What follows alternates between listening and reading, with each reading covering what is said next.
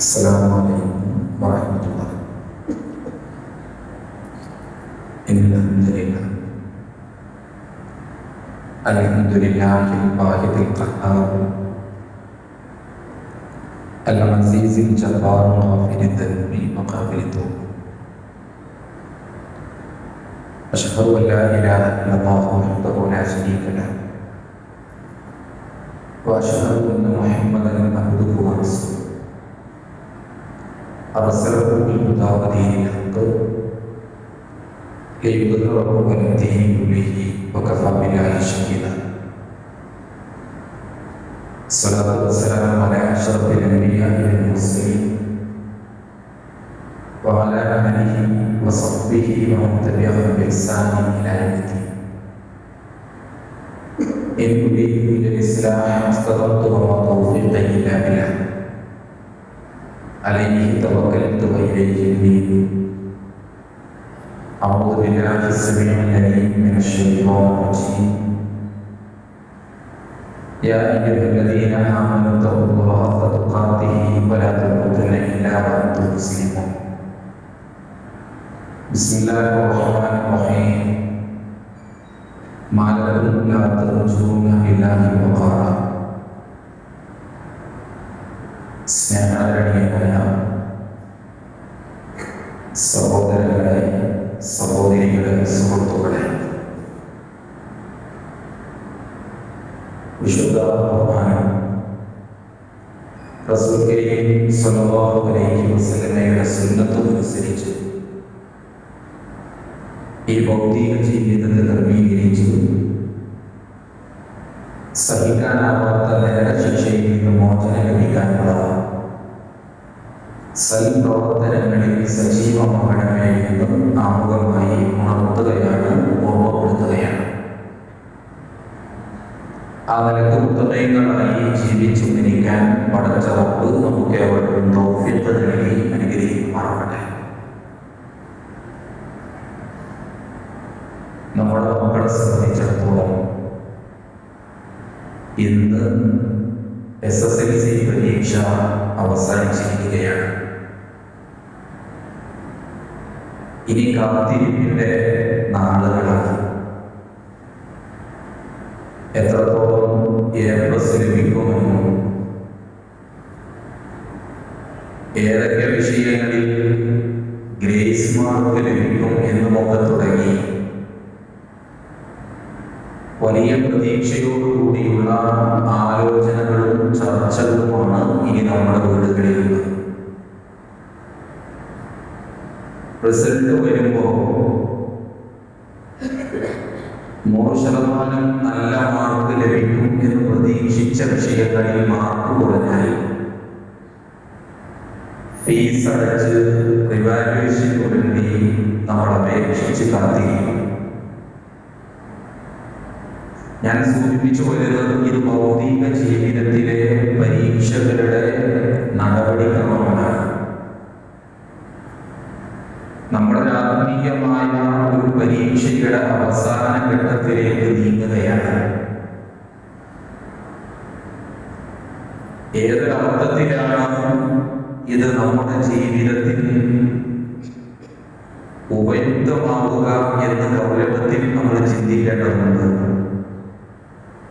നമ്മളൊരു ചായ കുടിക്കാൻ ആലോചിക്കുമ്പോൾ ചില ഹോട്ടലുകളെ കുറിച്ച് പറയുമ്പോൾ അവിടെ പോകണ്ട, അതൊരു കാണി വെള്ളം, അതിന് നല്ലത് ചുടുവെള്ളം കുടിക്കുന്നതാണ് എന്നൊക്കെ നമ്മൾ പറയുന്നു. ചില കടകളെ കുറിച്ച് അത് 1.5 ചായയാണ്, അവിടെ തന്നെ പോകണം എന്നും നമ്മൾ പറയാറുണ്ട്. ഞാൻ സൂചിപ്പിക്കുന്നത് നമ്മുടെ നോമ്പ് വളരെ നല്ല രൂപത്തിൽ ഞാൻ നിർവഹിക്കുകയും നാളെ പരലോകത്ത് എനിക്ക് നഷ്ടമല്ല, എല്ലാ നിലക്കും എനിക്ക് ഉപകരിക്കാവുന്ന തരത്തിലാണ് ഞാൻ കൊണ്ടുപോയിട്ടുള്ളത് എന്ന് വിലയിരുത്തേണ്ട ഒരു സന്ദർഭത്തിലൂടെയാണ് നമ്മൾ മുന്നോട്ട് പോയിക്കൊണ്ടിരിക്കുന്നത്. ഞാൻ ഇന്നും ഒരു സഹോദരനെ കണ്ടു.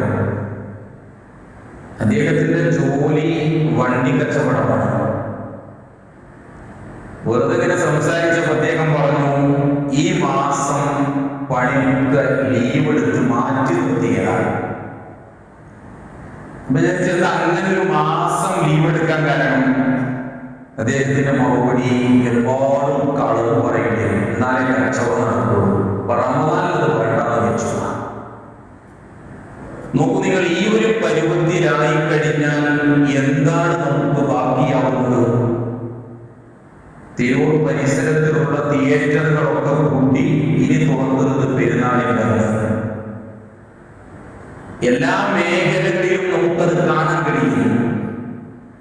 ഇവിടെയാണ് നമ്മൾ വിലയിരുത്തേണ്ടത് നാളെ പരലോകത്ത് അല്ല, ജീവിതയാത്രയുടെ വ്യത്യസ്ത അവസ്ഥകളെ കുറിച്ചൊക്കെ വിശദീകരിക്കുന്നിടത്ത് അല്ലാഹുവിന്റെ മലായികത്തുകളുടെ പ്രാർത്ഥന ലഭിക്കുന്ന ഒരു വിഭാഗമാണ്. അല്ലാഹുവിന്റെ മലക്കുകൾ ആശംസകൾ പറയുന്ന ഒരു വിഭാഗമുണ്ടല്ലോ, ഇന്നല്ലദീന ഖാലൂ റബ്ബുനല്ലാഹ്, അവർ അല്ലാഹുവാണ് ഞങ്ങളുടെ റബ്ബ് എന്ന് പ്രഖ്യാപിക്കുന്നു. പ്രഖ്യാപനം പോരാ, തുമ്മസ്തഖാമു, അവിടെ പിടിച്ചു നിൽക്കും. റബ്ബ് അല്ലാഹുവാണ് എന്ന് തിരിച്ചറിഞ്ഞുകൊണ്ട് ആ മാർഗത്തിൽ ജീവിതത്തെ ക്രമീകരിക്കുന്നവർ തതനസ്സലു അലൈഹിമുൽ മലായിക അല്ലാ തഖാഫു വലാ തഹ്സനു വഅബ്ശിറൂ ബിൽ ജന്നത്തി അല്ലതി കുൻതും തുഅദൂൻ. നിങ്ങൾ ഭയപ്പെടേണ്ടതില്ല, സങ്കടപ്പെടേണ്ടതില്ല, സന്തോഷത്തോടു കൂടി നിങ്ങൾക്ക് സ്വർഗ്ഗത്തിൽ പോകാമെന്ന് അല്ലാഹുവിന്റെ മലക്കുകൾ പറയുന്നത് ആ പ്രഖ്യാപിച്ച വിശ്വാസത്തിന്റെ കൂടെ ജീവിതത്തെ ക്രമീകരിക്കുമ്പോഴാണ്. പ്രിയപ്പെട്ടവരെ, ഈ റമദാനിലൂടെ നമ്മൾ നേടിയെടുക്കേണ്ടത് ആ റബ്ബിനെ തിരിച്ചറിയലാണ്. ഈ ലോകത്ത് ആകാശങ്ങളിലൂടെ പാറിപ്പറക്കാനും സമുദ്രത്തിന്റെ ആഴക്കടലുകളിലൂടെ നീന്തിക്കളിക്കാനും ഈ ലോകത്തെ സോഫ്റ്റ്വെയർ രാജാക്കന്മാരായി കൈകുമ്പിളിൽ നിർത്തി ഉറപ്പിക്കാനും ഒക്കെ ഒരുപക്ഷെ നമ്മളെ കൊണ്ട് സാധിച്ചേക്കാം. പക്ഷേ അൻതുമുൽ ഫുഖറാഉ ഇലല്ലാഹ്, അല്ലാഹുവിന് മുന്നിൽ നിങ്ങളൊക്കെ ഫഖീറന്മാരാണ്. ഒരു ദിവസം നിർബന്ധമായ നമസ്കാരത്തിലൂടെ 94 തവണ നമ്മൾ ആവർത്തിച്ചു പറയുന്നു അല്ലാഹു അക്ബർ. പ്രബലമായ സുന്നത്ത് നമസ്കാരങ്ങൾ പ്രിയപ്പെട്ടവരെ എന്റെയും നിങ്ങളുടെയും ജീവിതത്തിലുണ്ടെങ്കിൽ 370 തവണ നമ്മൾ പറയണം അല്ലാഹു അക്ബർ. നീയാണ് ഏറ്റവും വലിയവൻ, നിന്നെക്കാളും വലുതായിട്ട് എനിക്കൊന്നുമില്ല. ഈ ലോകത്ത് എനിക്ക് ഏറ്റവും വേണ്ടപ്പെട്ടത്, എനിക്ക് ഒഴിച്ചുകൂടാൻ കഴിയാത്ത വിധം എനിക്ക് ബന്ധമുള്ളത് നാഥ നിന്നോടാണ് എന്ന് വിളിച്ചു പറയുമ്പോ ആ ആദർശത്തിന്റെ കൂടെ ജീവിതത്തെ ക്രമീകരിക്കാൻ കഴിയണം. നമ്മൾ അത്ര നിസ്സഹായരാണ്. എന്റെ താടിയിലെ ഒരു രോഗം നിരക്കുന്ന സമയത്ത് ആ രോഗത്തോട് നിരക്കരുത് എന്ന് പറയാൻ ഒരു അധികാരവും ഇല്ല നമുക്ക്. എന്റെ ശരീരത്തിലെ നിസ്സാരമായ ഒരു രോഗത്തെ പോലും പിടിച്ചു നിർത്താനുള്ള കേൾപ്പില്ലാത്തവരാണ് പ്രിയപ്പെട്ടവരെ ഞാനും നിങ്ങളും. എന്റെയും നിങ്ങളുടെയും ശരീരത്തിനകത്ത് ആ ഹൃദയം പിടിച്ചുകൊണ്ടിരിക്കുമ്പോ, 1 മിനിറ്റിൽ 72 തവണ പിടിച്ചുകൊണ്ടിരിക്കുമ്പോ നമ്മൾ തീരുമാനിച്ചാൽ ആ മെഡിക്കൽ 100 നമ്മളെ കൊണ്ട് കഴിയില്ല. എന്റെയും നിങ്ങളുടെയും കൈകളിലല്ല അല്ലാഹുവിന്റെ വിലാപത്തിന്റെ ഭൂമികയിലെ സംവിധാനങ്ങൾ എന്ന് തിരിച്ചറിയുന്നവരാണ് നമ്മൾ. അല്ലാഹു നൽകിയ ഓക്സിജൻ ഉപയോഗിച്ച് ശ്വസിച്ചുകൊണ്ടിരിക്കുന്ന ആളുകൾ. ഇപ്പൊ ഇന്ന് ഒരു ചാനലിൽ വാർത്ത വരിക, ഇന്ന് രാത്രി 11 മണിക്ക് ശേഷം ഓക്സിജൻ ഇല്ല എന്ന് പറഞ്ഞാൽ നമ്മൾ എന്ത് ചെയ്യണം? ഏതെങ്കിലും ഹോസ്പിറ്റലുകളിൽ ചെന്ന് ഓക്സിജൻ സിലിണ്ടറുകൾ കൊണ്ടുവന്ന് വെക്കണം. രാത്രി 11 മണിക്ക് കിടക്കുമ്പോൾ വലിക്കണം. അടുത്ത അലാറം 11:01 വെക്കണം. 11:01 അലാറം കേട്ടിട്ടില്ലെങ്കിൽ 11:02 എഴുന്നേൽക്കേണ്ടി വരിക, വൈകിട്ടാവും. നിസ്സഹായരാണ് നമ്മൾ. പക്ഷേ അല്ലാഹു നൽകിയ അനുഗ്രഹങ്ങളെ, റബ്ബിന്റെ ഔന്നത്യങ്ങളെ പലപ്പോഴും നമ്മൾ തിരിച്ചറിയാതെ പോയി. ഇത് തിരിച്ചറിയുന്ന ഒരു സന്ദർഭമുണ്ടല്ലോ, അപകടത്തിൽപ്പെട്ടു മൂത്രത്തിന് തടസ്സം സംഭവിച്ച് നാവിയിലെ വേദന സഹിക്കവയ്യാതെ കട്ടിലിൽ കിടന്നു, മുകളിൽ ഫാനിന്റെ കറക്കവും പല്ലിയുടെ ചലനങ്ങളും കൊണ്ട് നിസ്സഹായതയോടുകൂടി കിടക്കുമ്പോ ഹോസ്പിറ്റലിൽ കൊണ്ടുപോയി ട്യൂബ് ഇട്ടുകൊണ്ട് മൂത്രമൊന്ന് പുറത്ത് കളയുമ്പോ ഉള്ളിന്റെ ഉള്ളിൽ നിന്ന് നമ്മൾ അറിയാതെ പറയും അൽഹംദുലില്ലാഹ്, അല്ലാഹുവേ നിനക്കാണ് സർവ്വസ്തുതിയുമെന്ന്. അല്ലേ പ്രിയപ്പെട്ടവരെ, സുന്ദരമായി ഇരിക്കുന്ന സമയത്ത് ശ്വാസത്തിന്റെ തടസ്സം സംഭവിച്ച് വിയർത്ത് കുളിച്ചൊന്ന് എഴുന്നേൽക്കണമെങ്കിൽ ഉമ്മയുടെ ഉപ്പയുടെ സഹോദരങ്ങളുടെ ഭാര്യയുടെ മക്കളുടെ സഹായം തേടേണ്ടി വരുന്ന ഘട്ടത്തിൽ ഓക്സിജൻ തന്ന് ശ്വാസം തിരിച്ചു കിട്ടുമ്പോ നമ്മൾ അറിയാതെ പറയും അൽഹംദുലില്ലാഹ്. ഇത്രയും കാലം മനസ്സാഗ്രഹിക്കുമ്പോഴേക്ക് നമ്മുടെ കാര്യങ്ങൾ നടന്നുപോയപ്പോ നമ്മൾ അല്ലാഹുവിനെ മറന്നുപോയി. വല്ലാതെ ദാഹിച്ചു പ്രയാസപ്പെടുമ്പോ ഈ കടങ്ങാക്ക് മുന്നിൽ ഏതെങ്കിലും ഒരു കടയിൽ ചെന്ന് ഒരു ബോട്ടിൽ വെള്ളം വാങ്ങുമ്പോ പ്രിയപ്പെട്ടവരെ 15-20 രൂപ കൊടുക്കേണ്ടി വരും. എന്റെയും നിങ്ങളുടെയും വീട്ടിലെ ടാങ്കിന്റെ വലുപ്പം 2000 ലിറ്റർ. 2000 ലിറ്ററിന് 40,000 രൂപ കൊടുക്കേണ്ടതുണ്ട്. ഒരു മാസത്തേക്ക് 12 ലക്ഷം രൂപ ആർക്കാണ് നമ്മൾ പണം കൊടുത്തത്? ആരുടെ മുന്നിലാണ് നമ്മൾ വഴിയുന്നത്? ആരുടെ മുന്നിൽ ഏത് ഓഫീസറുടെ കാലിനാണ് നമ്മൾ പിടിച്ചിട്ടുള്ളത്? ആരുടെ സമ്പർക്കമാണ് നമ്മൾ ചെലുത്തിയിട്ടുള്ളത്? അല്ലാഹു നമുക്ക് സംവിധാനിച്ചതാണോ? എന്നിട്ടും അല്ലാഹുവിനെന്താ നിങ്ങളൊരു ഗൗരവം കാണാത്തത് എന്നാണ് പടച്ചറപ്പിന്റെ ചോദ്യമാണ്. പല രക്ഷിതാക്കളും നമ്മളോട് പറയാറുണ്ട്, എന്റെ മോൻ ചെറുപ്പത്തിൽ അവൻ ചോദിച്ചതൊക്കെ ഞാൻ വാങ്ങിക്കൊടുത്തു, അവൻ ആവശ്യപ്പെട്ടിടത്തേക്കൊക്കെ ഞാൻ കൊണ്ടുപോയി, അവന്റെ ആഗ്രഹങ്ങളെല്ലാം ഞാൻ നിറവേറി കൊടുത്തു. പക്ഷെ ഇപ്പൊ വലുതായപ്പോ അവൻ എന്നെ പരിഗണിക്കുന്നില്ല.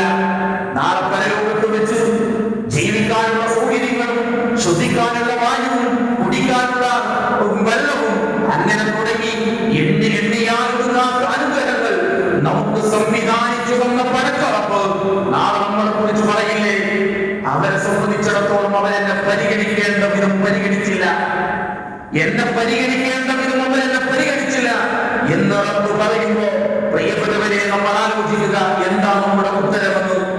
നമ്മൾ എവിടെയാണ് ആലോചിക്കേണ്ടത്? കൃത്യമായ ഷഹാദത്ത് ഇസ്ലാം കാര്യങ്ങൾ എണ്ണി പഠിച്ചപ്പോ ഇസ്ലാം കാര്യങ്ങൾ കൃത്യമായിട്ട് നമുക്കറിയാം. രണ്ടാമത്തെ നമസ്കാരം നിർവഹിക്കുന്ന, മൂന്നാമത്തെ സക്കാത്ത് കൊടുക്കുന്ന, നാലാമത്തെ നോമ്പ് നോക്കുന്ന, ശാരീരികമായും സാമ്പത്തികമായും പ്രയാസങ്ങളില്ലെങ്കിൽ അഞ്ചാമത്തെ ഹജ്ജ് നിർവഹിക്കുന്നവരാണ്.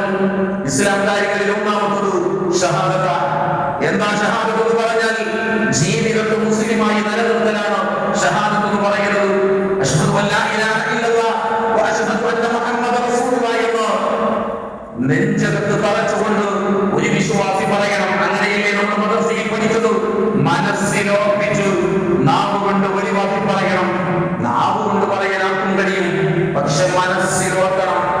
എന്താണ് മനസ്സിലോർക്കുക എന്ന് പറയുന്നത്?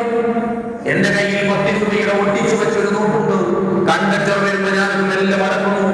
എന്നിട്ട് ഞാൻ കണ്ടക്ടറുടെ കൈകളിലേക്ക് കൊടുക്കുമ്പോ എന്റെ മനസ്സിൽ പടച്ചോനെ അയാളത് തുറന്നു നോക്കാതെ നേരെ ബാഗിന്റെ ഉള്ളിലേക്ക് ഇടണം. അയാളത് തുറന്നു നോക്കാതെ ബാഗിന്റെ ഉള്ളിലിട്ടാൽ അൽഹംദുലില്ലാഹ് അയാൾ അറിഞ്ഞിട്ടില്ല. പക്ഷേ അല്ലാഹു എവിടെ? ഞാൻ എന്റെ വീട്ടിൽ കാണാൻ പാടില്ലാത്ത എന്തോ ഒന്ന് ടിവിയിലൂടെ കണ്ടുകൊണ്ടിരിക്കുന്നു. ആ സമയത്ത് പള്ളി കമ്മിറ്റിയുടെ ഉത്തരവാദപ്പെട്ട ഭാരവാഹികളൊന്ന് കോളിംഗ് ബെൽ അടിച്ചാൽ ഞാൻ ഒന്നാമത് ചെയ്യുക വാതിൽ തുറക്കലാണോ അതല്ല ടി വി നിർത്തലാണോ? ടി വി നിർത്തലാണ്. കാരണം പള്ളി കമ്മിറ്റിയുടെ ഭാരവാഹികൾ കാണുന്നത് എനിക്ക് പേടിയാണോ? അല്ലാഹു കാണുന്നത് എനിക്ക് പേടിയാകുന്നില്ല. ഞാൻ എന്റെ ഭാര്യയുടെ ജ്യേഷ്ഠത്തിയുടെ കുറ്റങ്ങൾ പറയുന്നു. ആ സമയത്ത് ഭാര്യയുടെ ജ്യേഷ്ഠത്തി എങ്ങാനും ആ സദസ്സിലേക്ക് കടന്നു വന്നാൽ ഞാൻ എന്റെ സംസാരം തുടരുമോ അതല്ല നിർത്തുമോ? അവൾ കേൾക്കുന്നത് എനിക്ക് പേടിയാണ്, അല്ലാഹു കേൾക്കുന്നത് എനിക്ക് പേടിയാകുന്നില്ല.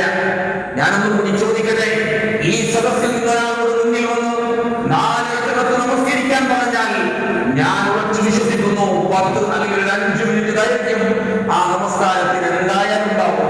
എന്താ കാരണം? നമ്മളൊക്കെ അവനെ നോക്കിക്കൊണ്ടേയിരിക്കുകയാണ്. അവനിങ്ങനെ സൂക്ഷ്മം അവരെ നോക്കി നിരീക്ഷിച്ചുകൊണ്ടിരിക്കുന്നു. ആ സമയത്ത് നമസ്കാരത്തിന് 5 മിനിറ്റ് ആരാരുമില്ലാത്ത സമയത്ത് റൂമിന്റെ അകത്തളങ്ങളിൽ വെച്ച് ഒറ്റയ്ക്ക് നമസ്കരിക്കുമ്പോ അതേ 4 റക്അത്ത് നമസ്കാരം എന്തുകൊണ്ടാണ് 2 മിനിറ്റ് കൊണ്ട് തീർന്നു പോയത്? കൈ കെട്ടുന്ന സമയത്ത് നമ്മുടെ മനസ്സിലെന്താ? ഇന്നാമത്തേനാക്കൽ തീർക്കണം. മേഖലയിൽ വന്ന് തോണ്ടിയാലോ സമർപ്പിക്കല്ല, അത് പിൻപറ്റിയ. കാരണം ഓം കേട്ടാൽ മോശ, അല്ലാഹു കേട്ടാൽ മോശമാണ് എന്ന ചിന്തയിലേക്ക് നമ്മുടെ മനസ്സുകളെ തിരിച്ചുവിടാൻ എന്ത് സാധിക്കുന്നുവോ അന്നേ പ്രിയപ്പെട്ടവരെ നമ്മുടെ ജീവിതത്തിൽ പരിവർത്തനം ഉണ്ടാകും. ഞാൻ എന്ത് ചെയ്യുമ്പോഴും എന്റെ മനസ്സിന്റെ താല്പര്യങ്ങൾ, എന്റെ മനസ്സിന്റെ ആഗ്രഹങ്ങൾ ഈ ഭൗതിക ലോകത്ത് ഒരാളെയും ബോധ്യപ്പെടുത്താനല്ല, അല്ലാഹുവിനെ ബോധ്യപ്പെടുത്താൻ പരിശുദ്ധ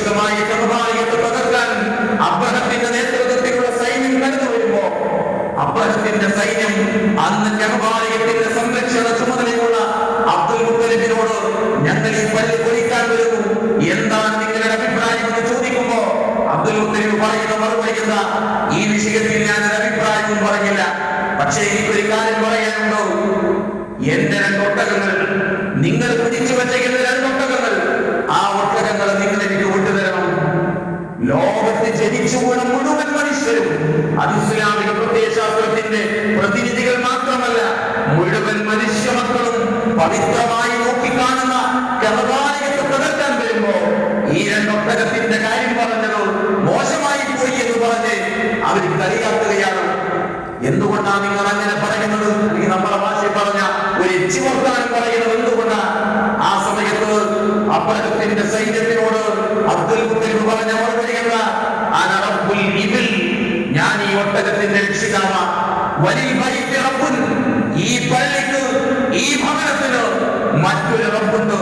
നിങ്ങൾ ആരൊക്കെ കടന്നു വന്ന് ഈ പള്ളിയെ തകർക്കാൻ ശ്രമിച്ചാലും നിങ്ങളെ കൊണ്ട് ഈ പള്ളി തകർക്കാൻ കഴിയില്ല. ഞാൻ ചോദിക്കട്ടെ, ഇതിനേക്കാളും വലിയ തൗഹീദ് വാർത്ത ഇത് പ്രഖ്യാപിച്ച അബ്ദുൽ മുത്തലിബിനെ ഞാൻ നിങ്ങൾ ഉൾപ്പെടുത്തുന്നത് മുഅ്മിനീങ്ങളുടെ കൂട്ടത്തിലാണോ അതല്ല മുശ്രിക്കീങ്ങളുടെ കൂട്ടത്തിലാണോ? മുശ്രിക്കീങ്ങളുടെ കൂട്ടത്തിലാ. എന്താ കാരണം? ഇന്നല്ലദീന ഖാലു റബ്ബുനല്ലാഹ്, അല്ലാഹു നമ്മൾ പ്രഖ്യാപിച്ചു, പക്ഷേ അവിടെ പിടിച്ചു നിന്നില്ല. ഇസ്തിഖാമത്ത് നഷ്ടപ്പെട്ടു പോയി. പ്രിയപ്പെട്ടവരെ, സദാസമയം നമ്മളെ നിരീക്ഷിച്ചുകൊണ്ടിരിക്കുന്ന റബ്ബ്, ഇന്ന റബ്ബക ലബിൽ മിർസാദ്, പതിയിരുന്നുകൊണ്ട് പടച്ച റബ്ബ് നിങ്ങളെ നിരീക്ഷിച്ചുകൊണ്ടിരിക്കുന്നു. അല്ലാഹുവിന്റെ മാലാഖമാരറിയാതെ ഒരു വാക്ക് പോലും ഉച്ചരിക്കുക സാധ്യമല്ല. ഇടക്കാലത്ത് AI ക്യാമറ വന്നപ്പോ ബൈക്കിൽ യാത്ര ചെയ്യുന്ന സമയത്ത് ഹെൽമെറ്റിന്റെ ഉള്ളിൽ മൊബൈൽ ഫോൺ വെച്ചാൽ ഒപ്പിയെടുക്കുന്ന ക്യാമറകൾ അല്ലേ? ഓരോ വസ്തുക്കളും കൃത്യമായി ഒപ്പിയെടുക്കാൻ കഴിയുന്ന AI ക്യാമറ, അതാണല്ലോ അതിന്റെ പവർ. അതിനേക്കാൾ വലിയ പവറുള്ള ക്യാമറയാണ് കണ്ണിന്റെ കട്ടുനോട്ടം അറിയുന്ന ഒരു ക്യാമറ. മനസ്സിൽ ഒളിപ്പിച്ചു വെച്ചതും എന്റെ വികാരങ്ങൾ, എന്റെ വിചാരങ്ങൾ, എന്റെ മനസ്സിലെ മോഹങ്ങൾ, ആഗ്രഹങ്ങൾ എല്ലാം അറിയുന്ന പടച്ചറപ്പ്. നിങ്ങൾ കബറ് കഴിഞ്ഞത് ഇറക്കുമതിച്ച് പുറത്തു കൊണ്ടുവന്ന് നെഞ്ചകം തുറന്നു വെക്കുന്ന ഒരു ദിവസം ഞാൻ വിചാരപ്പെട്ടതും ജനങ്ങൾക്ക് മുന്നിൽ പ്രദർശിക്കപ്പെടുന്ന ഒരു ദിവസമുണ്ട്. യാ ബുനയ്യ ഇന്നഹാ ഇന്നകും മിത്ഖാല ഹബ്ബത്തിൻ മിൻ ഖർദലിൻ ഫതകും ഫീ സഖറത്തിൻ ഔ ഫിസ് സമാവാതി ഔ ഫിൽ അർദി യഅതി ബിഹല്ലാഹ്. പൊന്നുമോനെ, ലോകത്തെവിടെയെങ്കിലും വെച്ചാണ് ഞാൻ നീ ഒരു കാര്യം ചെയ്യുന്നത്, അത് ആകാശങ്ങളിൽ എവിടെയെങ്കിലും വെച്ച്, ഭൂമിക്കടിയിൽ, ഭൂമിക്കുള്ളിൽ വെച്ച്, ഒരു പാറക്കെട്ടിനുള്ളിൽ വെച്ചാണ് നീ ചെയ്യുന്നതെങ്കിലും അല്ലാഹു അത് കൊണ്ടുവരിക തന്നെ ചെയ്യും. പ്രിയപ്പെട്ടവരെ, ആ റബ്ബിനെ ബോധ്യപ്പെടുമ്പോ ജീവിതത്തിൽ തിന്മകൾ ഉണ്ടാവുകയില്ല. ആ റബ്ബിനെ തിരിച്ചറിയുമ്പോ ജീവിതത്തിൽ പരിവർത്തനങ്ങൾ സംഭവിക്കും എന്ന് നമ്മൾ തിരിച്ചറിഞ്ഞുകൊണ്ട് റമദാനിന്റെ അവസാന നിമിഷങ്ങളിലേക്ക് കടന്നു പോകുന്ന സമയത്ത് ഒന്നുകൂടി സജീവമാവുകയും ഈ റമദാനിൽ എനിക്ക് എന്താണ് ബാക്കിപത്രമായി പോണത് എന്ന് ചിന്തിക്കുന്ന സമയത്ത് സ്വന്തത്തെ ബോധ്യപ്പെടുത്താൻ അല്ല, നാളെ അല്ലാഹുവിന്റെ പരലോകത്ത് വെച്ച് വഷളാകുന്ന ലോകത്ത് ഒരാൾക്കും ഒരക്ഷരമിടാൻ കഴിയാതെ കാൽമുട്ട് കൂട്ടിക്കടിച്ച്, നഖം കടിച്ച്, ശിരസ് നമിച്ച്, വാരികല്ലുകൾ പുറത്തുമാണ് വേദന സഹിക്കുന്ന, വിയർത്ത് പിടിച്ച് ഗതഗതങ്ങളൊക്കെ സംസാരിക്കാൻ കഴിയാതെ നിര്യാണിവരെ വിയർപ്പിൽ മുങ്ങി നിൽക്കുന്ന സമയത്ത് എന്താണ് നീ എനിക്ക് വേണ്ടി ചെയ്തതെന്ന് ചോദിച്ചാൽ, പടച്ചറപ്പേ, റമദാനിന്റെ ദിനരാത്രങ്ങളിൽ ഞാൻ ഇന്നത് ചെയ്തിട്ടുണ്ട് എന്ന് എണ്ണി പറയാൻ പ്രിയപ്പെട്ടവരെ ബാധ്യതയുണ്ടാവണം. എന്തെങ്കിലും അപാകതകളുണ്ടെങ്കിൽ അവസാന നിമിഷം അത് തീർക്കാനും അത്രയും സംഭവിച്ചു പോയ അപാകതകൾക്ക് കൂടി പരിഹാരം കണ്ടെത്തിക്കൊണ്ട് മുന്നോട്ട് പോകാനും സാധിക്കണം.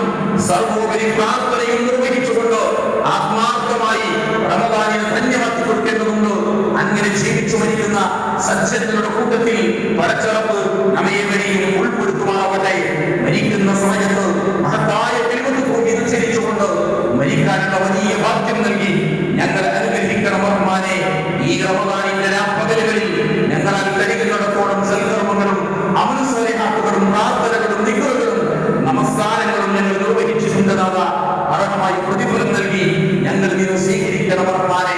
വല്ല അപാകതകളും ഞങ്ങളുടെ മുമ്പിൽ വന്നുപോയിട്ടുണ്ടെങ്കിൽ പരലോകത്തിലേക്ക് മാറ്റിവെക്കാതെ ഞങ്ങൾക്ക് വിട്ടുകൊടുത്തു മാപ്പാക്കി തരണം റഹ്മാനെ. നോമ്പുകാർക്കായി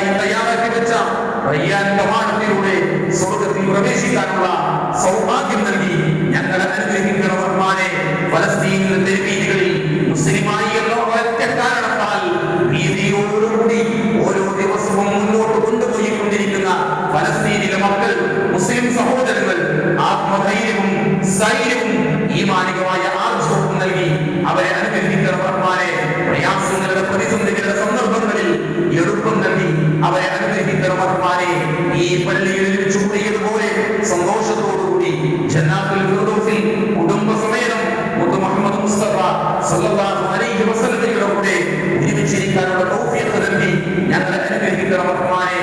അല്ലാഹു മഗ്ഫിർ ലിൽ മുഅ്മിനീന വൽ മുഅ്മിനാത്ത് വൽ മുസ്ലിമീന വൽ മുസ്ലിമാത്ത് അൽഹയാഇ